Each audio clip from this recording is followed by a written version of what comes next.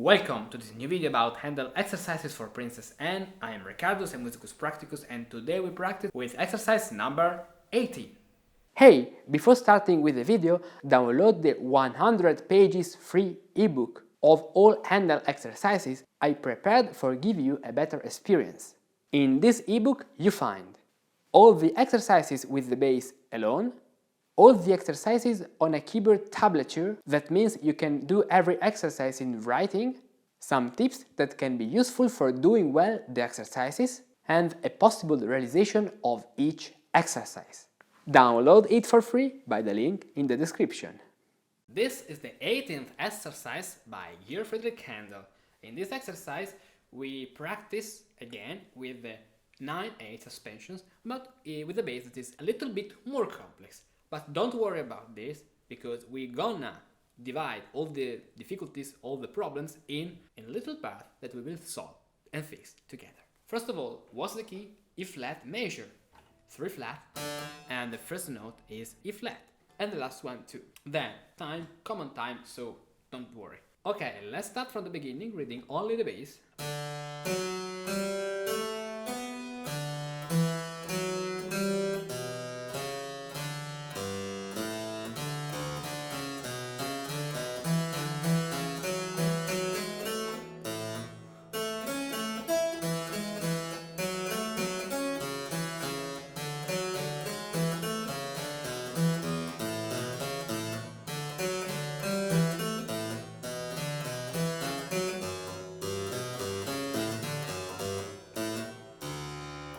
Okay, and this is a bass typical of the cello, and for that our skills in this exercise must be the skill to recognize what are the important notes and what are not the important notes. But start from the first bars where we don't have this problem.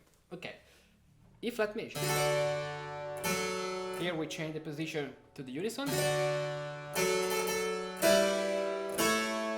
Okay, and at the place of a cadence, here we start a 9/8 suspension. Okay, 9, not actually 8, but 6. Why? Look, in the previous exercise we have been practiced with 9/8, and the bass is in the same point, on the same note. But if we move the bass, it is not anymore an 8, but a 6 in this case.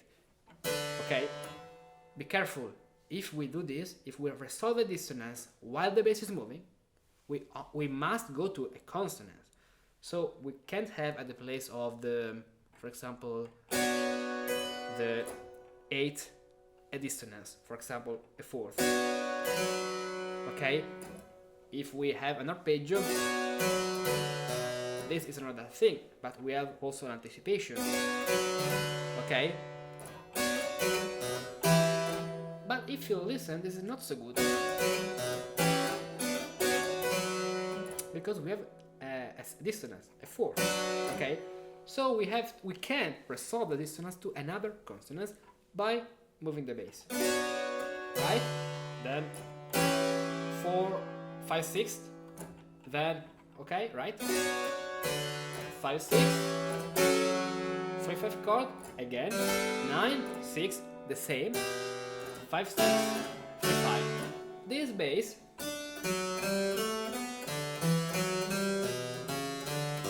is a bass that we can find in a lot of Baroque music.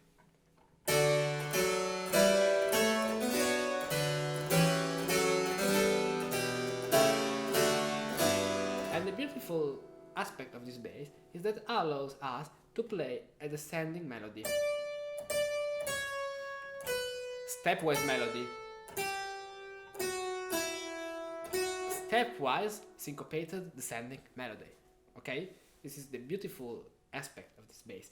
These basses are something that we can learn as a language. When you learn a new language, you learn some words, some way of express something that in your language is not the same. The same happens with music. For that, my approach in teaching Partimento in my classes is not starting from rules or something theoretical, but starting from music and analyze from some repertoire and then transform this music in patterns, in models we can use and learn, first of all, as words of a new language, a new old language, because this is the Partimento of the 17th, 18th century.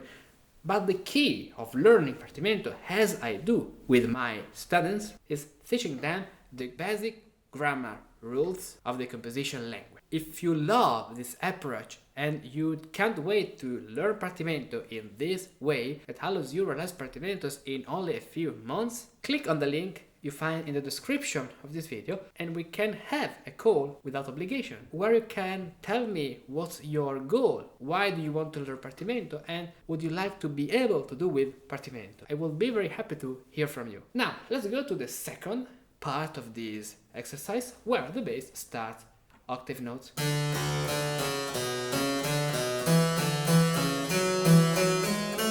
Now let's try to make a decomposition exercise.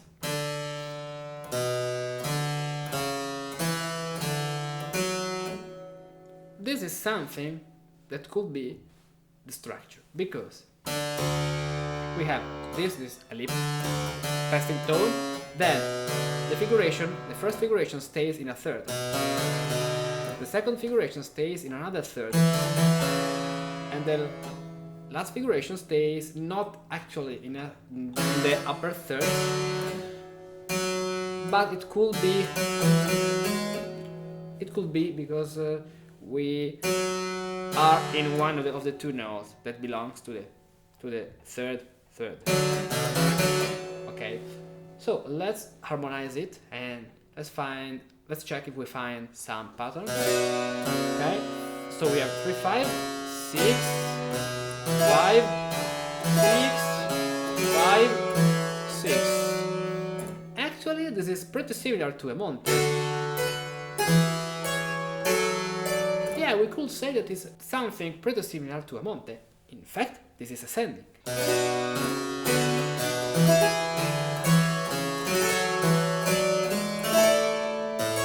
Okay, 5, 6, 4, 3. And then we have the third part of this exercise where the bass leaps in this way. So we have to understand and individuate the most important notes.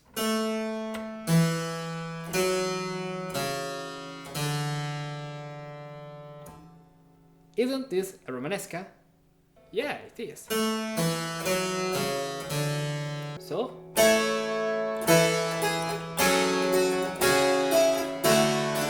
do you remember this pattern? The same, but with the diminution in the bass.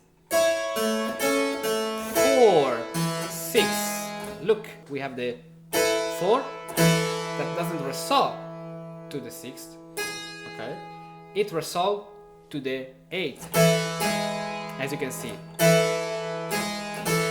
because the bass is moving. Now be careful to the numeration. Numeration is the 6th because on the A we have a 6th chord, so 3, a 6, 3, 6. The resolution of this note, according to the bass, is an octave. If we want to write the complete number, we should write 6, 8, 3 or 10. Okay? Then 9. In this case, we don't have actually the 9 on a note. We have the 9 on the rest, but the harmonic rhythm says us that we have to play this, and in this rest, the harmony that at the moment the cello, the bass, is not playing yet. Okay? 9, 6, for the same reason, 9, 6, 9, 6, 4, 6, 9, 6, also in this case, 9, 6. Now we have this chord, 4, 5, 6, okay, 3. Now I jump to the 6th because this 6 will be the preparation of the cadence. Look, 7, 7. Okay, so if you are in a position where you can play the cadence, you can take the opportunity of some parts like this, where I have the same chord for playing a lip and go to a position where you can play the suspension. Perfect. Let's repeat this passage.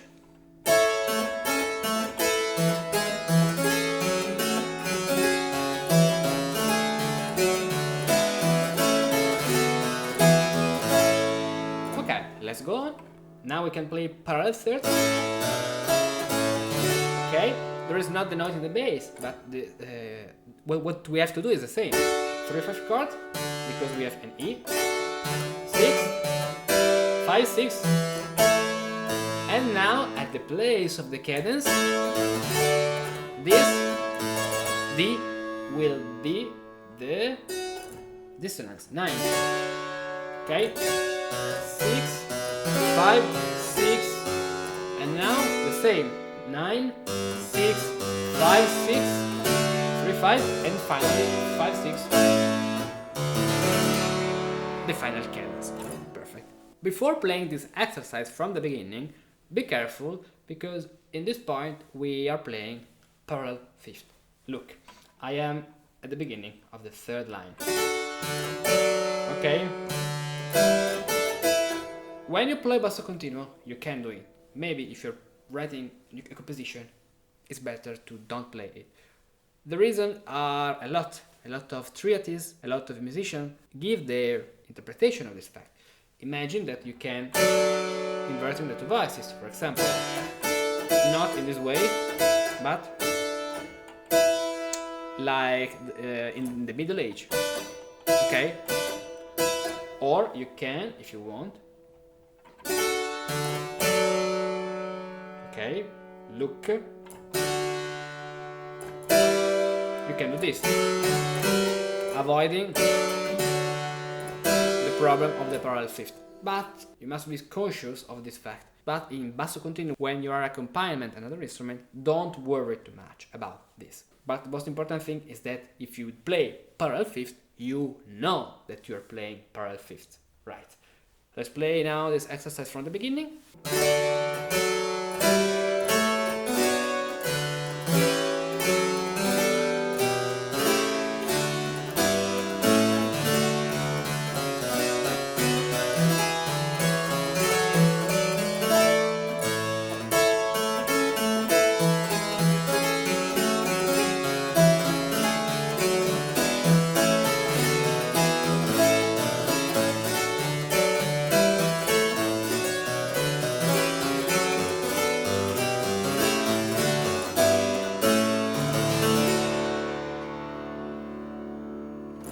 Good. If you have been watching this video up to the end, I bet you too are fascinated by the world of Partimenti, improvisation and historical composition.